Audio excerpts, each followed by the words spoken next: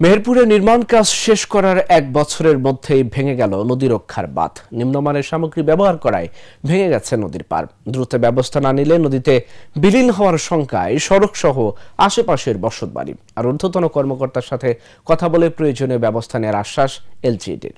মেহেরপুর থেকে রাব্বি আহমেদের পাঠানো তথ্যচিত্রে ডেস্ক রিপোর্ট।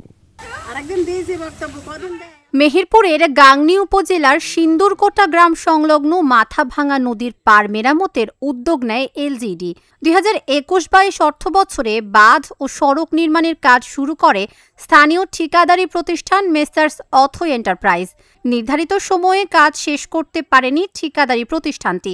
পরবর্তীতে এ প্রকল্পে ইউড্রেন না করেই চলে যায় অথৈ এন্টারপ্রাইজ। চলতি বছর অতিবৃষ্টির কারণে নদীর পার রক্ষাবাঁধ সহ ভেঙে গেছে নবনির্মিত এই সড়কের বেশ কিছু অংশ। 1 বছর আগে রোডটা করে গেল, বুঝলেন।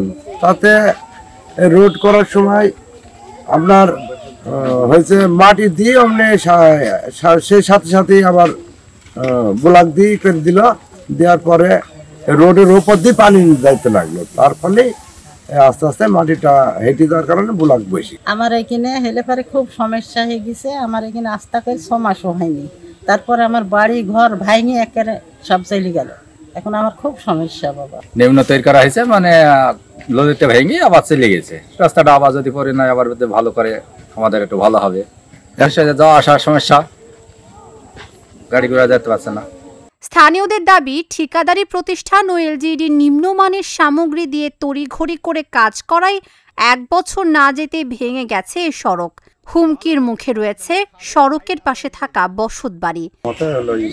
রাস্তাটা হয়েছে 2 নম্বর, মানে মাটিটা যে ব্লক যে দিছে, ব্লকটা মানে চাপেনি, কোন রকম মাটি হাতি দিছে। হাতি দেওয়ার পরে ওর উপর ব্লক দিয়ে মানে ব্লকটা দিয়েছে। এরপর তারপরে কিছু লোক বললো যে ড্রেন হবে। নেতা ভাতারা বললো ড্রেন হবে, ড্রেন দিতে হবে। তখন এই জায়গায় ড্রেন দেওয়ার কথা হলে ড্রেন দিল না, পাড়ার লোকজনে ড্রেনটা দিল না।